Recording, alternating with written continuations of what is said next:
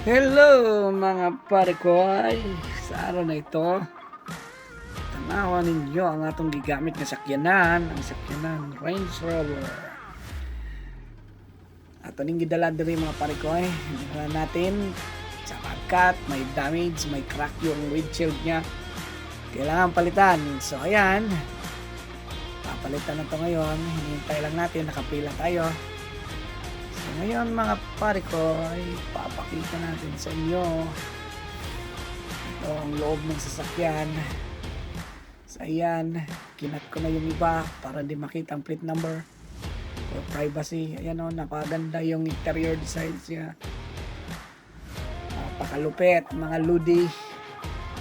Ayan pa mga pare ko, ay grabe ba, bagtik kayo ba, kita nyo naman yan. Matic din yan mga pare ko, matic yan.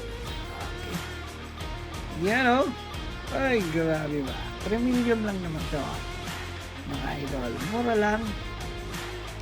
Mura lang pag may pira tayo. Pag wala tayong pira, wala din.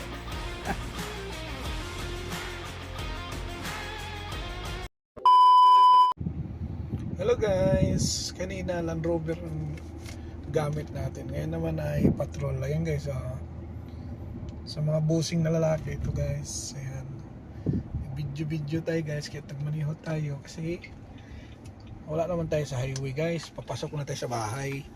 Ayan guys, ayan papasok na tayo sa bahay. Ayan yung itsura ng Nissan Patrol guys. Ayan, Nissan yan guys. Ayan diba? Matic din siya guys. Tingnan yung cambio. Matic yan guys. Medyo maluwag siya. Ito yung ano niya guys sa likod. Ayan.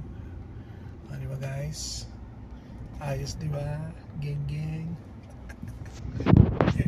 Hindi mo tayo makabili ng ganito guys. Makabutin tayo ng siyam-siyam. Wala man tayong pangbili ng ganito. Mahal man ito guys. Malay mo guys, ay bigyan tayo sa Ginoo ng blessing at makapalit tayo nitong patrol guys. Maraming salamat guys.